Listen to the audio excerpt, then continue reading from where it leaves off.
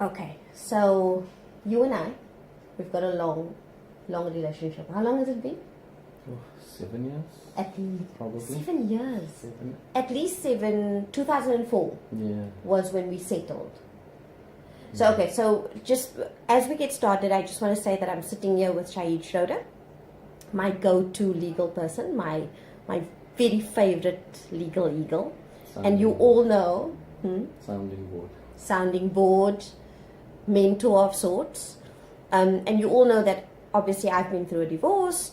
Started delightful divorce a few months ago in January, and Shahid was at our first open party. And we said a few candid things around me and my divorce. But I'm here today because I'd like to dive into his head a little bit further in terms of the topic of divorce and how it affects men and women, the clients that you've seen.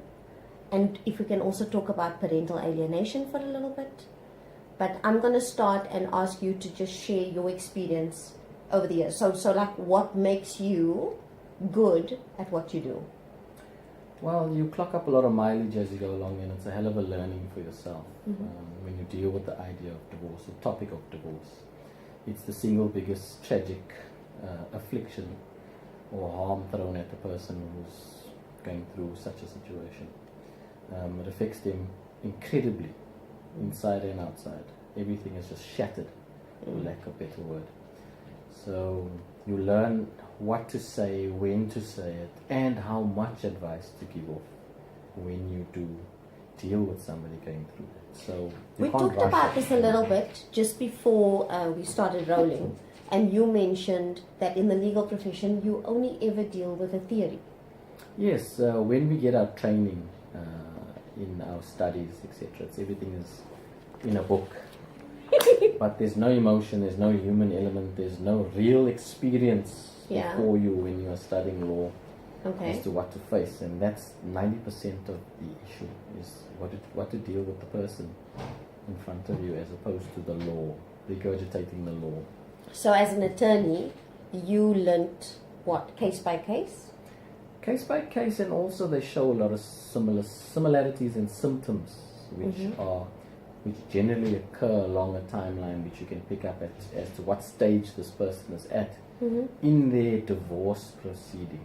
Okay. Because it's a journey. It's not just a decision. It's not just to wake up one day and it happens. It starts somewhere and it ends somewhere. It's a journey. Yeah. That's the right word. So do you journey with your clients? Or Absolutely. We live it. We sleep on it. We wake up with it.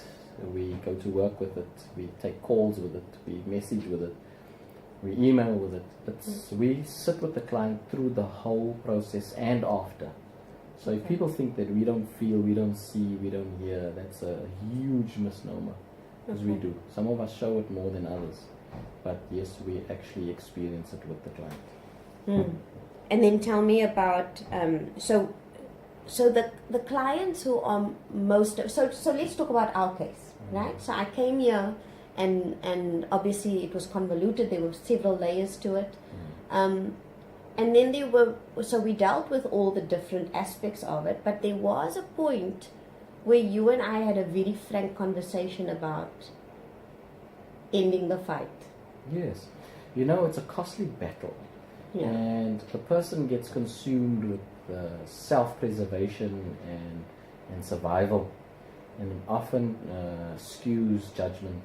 Did you see that specifically in me? Completely. It was you were usurped in a battle of note, and it was largely survival against some traumatic circumstances, which were taken very seriously by you, and one had to guide you through that valley of despair to cross the divide in terms of how do you deal with this and what is the reality of what could happen.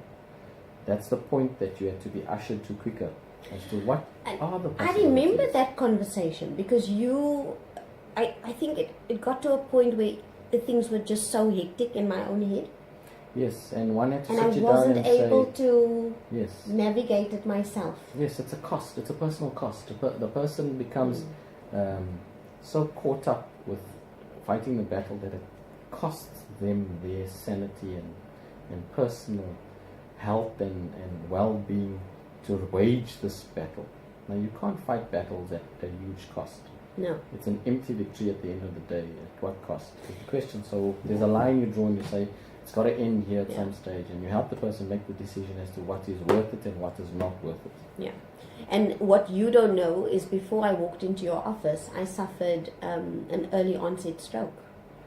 Wow. So that was even prior to you and I meeting. Well, stress is a hell of a thing. It You is. feel it on your chest. I mean, Yeah. it's the number one killer in the world. Yeah. So one has to guide the client away from self-destruction. Those are the words. You see self-destruction in front of you, and you're going to find the opportune moment to say the simple words to the person to trip the switch, to say stop now. Enough Oh no. now. Yeah, stop now. Enough now. This is what it's going to be. This is how it will pan out. This is what you can do to help your situation. So you help the person get to the point of making that decision. It's difficult though. Very difficult. Very, very difficult, because you're dealing with a person with emotions, with all Matters sorts of the heart. breakdown. Yes, matters of the heart are the most difficult things to navigate. And it's tragic. It's a completely, or one of the most tragic occurrences that can happen with an adult is to go through divorce. Yeah. It's like an ultimate loss of everything. You would, well, in fact, yeah, because you buy into that whole.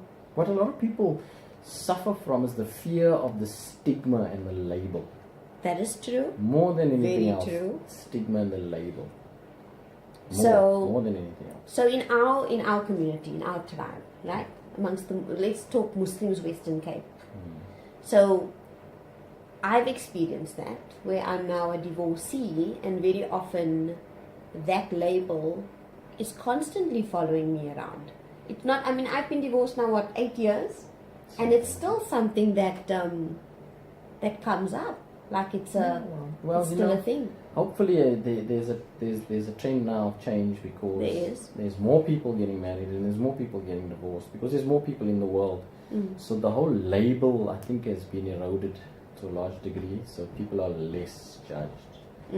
They still judge. But they are less judged today. Less social pressure to hide these things. But I think it's nonetheless